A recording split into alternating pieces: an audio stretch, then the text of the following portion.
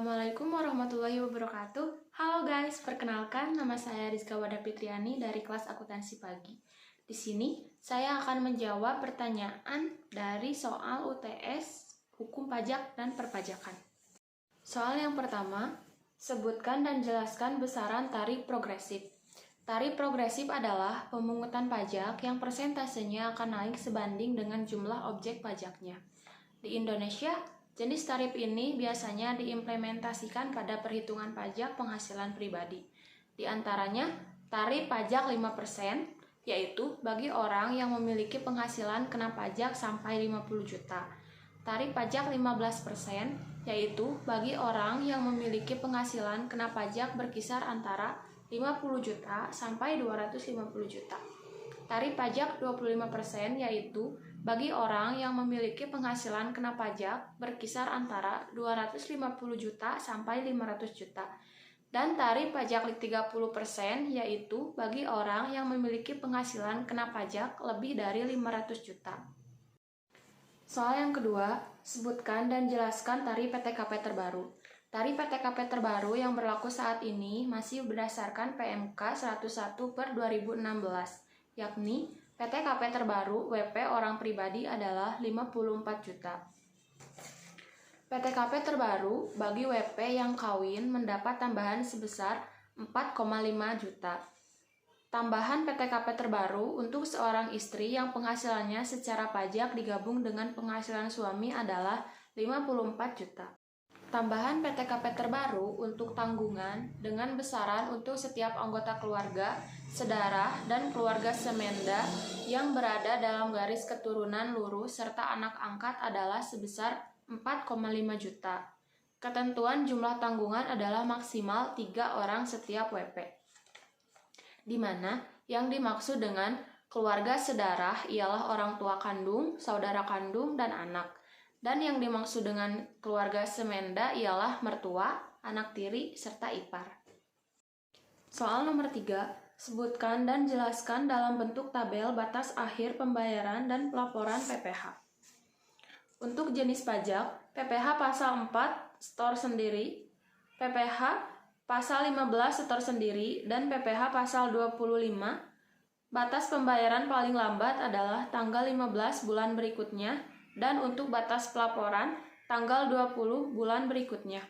Kemudian, untuk PPh pasal 4 pemotongan, PPh pasal 15 pemotongan, PPh pasal 21, PPh pasal 23/26, PPh pasal 22 migas, PPh pasal 22 pemungutan oleh WP badan tertentu, untuk batas pembayaran paling lambat tanggal 10 bulan berikutnya, dan untuk batas pelaporan adalah tanggal 20 bulan berikutnya.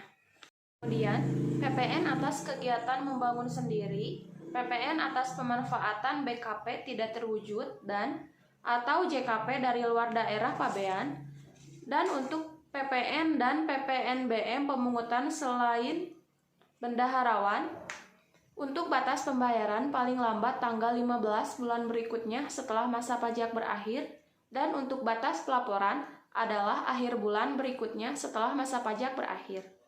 Soal nomor 4, sebutkan denda atas keterlambatan pelaporan SPT masa dan SPT tahunan orang pribadi dan badan. Berdasarkan pasal 7 ayat 1 Undang-Undang Ketentuan Perpajakan atau UU KUP, wajib pajak orang pribadi akan dikenakan denda senilai Rp100.000 bila terlambat melaporkan SPT tahunan. Sedangkan bagi wajib pajak badan bakal dikenakan denda senilai Rp1 juta. Soal nomor 5, sebutkan batasan-batasan dalam membuat definisi perpajakan. Pajak adalah iuran rakyat kepada kas negara dalam bentuk uang. Kemudian bersifat memaksa, tidak ada kontra prestasi langsung, kemudian digunakan sebesar-besarnya untuk pembangunan nasional atau rakyat. Contohnya, untuk pembangunan sekolah, rumah sakit, jalan tol, dan yang lainnya. Kemudian, uang pajak juga digunakan untuk menggaji kepala Polri, ASN, TNI, dan lain-lain. Soal yang selanjutnya bagian D, apakah Anda sependapat dengan kebijakan pemerintah berkaitan dengan insentif pajak di masa pandemi COVID-19? Berikan argumentasi yang disertai dasar hukum yang relevan. Saya setuju karena bermanfaat untuk mengatasi krisis ekonomi di masa pandemi ini. Pajak penghasilan atau PPh pasal 21, penerima insentif adalah wajib pajak yang berstatus sebagai pegawai dari pemberi kerja. Pemberi kerja yang pegawainya menerima insentif adalah pemberi kerja yang memiliki kode klarifikasi lapangan usaha atau KLU sebagaimana tercantum pada lampiran PMK 23 tahun 2020. Sedangkan pegawai yang menerima insentif adalah pegawai yang memiliki penghasilan bruto dalam setahun di bawah atau tidak lebih dari 200 juta rupiah. Artinya, wajib pajak yang berstatus sebagai pemberi kerja tetap menjalankan kewajibannya untuk melaporkan SPT PPh pasal 21 dengan memberikan tambahan penghasilan kepada wajib pajak yang berstatus sebagai pegawai. Insentif ini akan mempengaruhi penghasilan yang akan diterima oleh setiap pegawai selama 6 bulan ini. Jika sebelumnya pegawai dipotong PPh pasal 21 atas penghasilan selama April sampai dengan September 2020 nanti, pegawai akan menerima kembali potongan PPh 21. Potongan itu diberikan bersamaan dengan penghasilan bulanan yang diterima pegawai. Statusnya yang sebelumnya pajak ditanggung oleh si penerima penghasilan menjadi ditanggung oleh pemerintah atau disebut pajak ditanggung pemerintah atau PDP. Selanjutnya, PPh pasal 22 impor. Pembebasan ini merupakan efek dari berkurangnya aktivitas pengiriman barang untuk masuk ke Indonesia guna mencegah penyebaran virus yang semakin masif perkembangannya di Indonesia. Baik itu penghentian sementara dari negara asal atau pengurangan aktivitas belanja dari pelaku impor di Indonesia.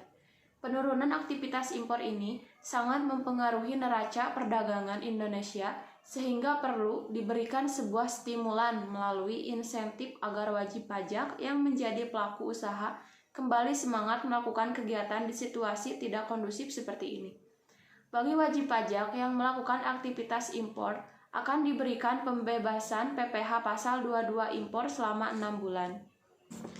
Pemberian fasilitas ini diberikan melalui surat keterangan bebas atau SKB PPh pasal 22 impor kepada wajib pajak. Kemudian, angsuran PPh pasal 25.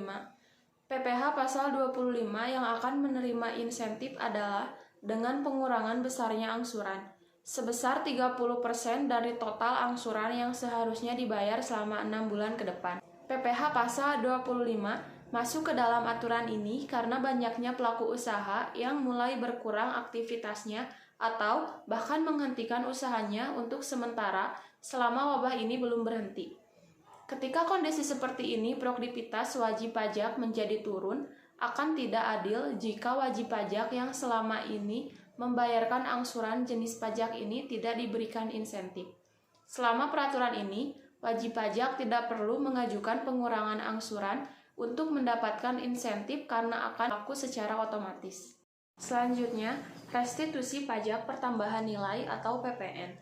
Insentif PPN yang diberikan adalah dengan kemudahan proses pemberian restitusi kepada PKP yang telah ditentukan pada PMK 23 tahun 2020 selama 6 bulan ke depan dimulai pada masa April. Ada perbedaan batasan nominal restitusi yang diberikan kepada PKP eksportir dan PKP non-eksportir. Untuk PKP yang bertindak sebagai eksportir, tidak ada batasan nominal PPN yang akan dilakukan restitusi, sedangkan untuk PKP non-eksportir diberikan percepatan restitusi dengan nilai paling banyak 5 miliar rupiah. Kepada PKP eksportir mendapatkan fasilitas yang tak terbatas dalam pengajuan restitusi kali ini. Hal ini disesuaikan dengan penerapan tarif PPN yang selama ini diberikan oleh para eksportir. Bagi PKP yang masuk ke dalam klasifikasi yang mendapatkan insentif pajak, untuk tidak perlu mengajukan permohonan penetapan PKP beresiko rendah ke PKP terdaftar. Nah, itu dia tadi Mungkin cukup sekian jawaban saya dalam menjawab soal UTS, hukum pajak, dan perpajakan. Terima kasih. Wassalamualaikum warahmatullahi wabarakatuh. Dah.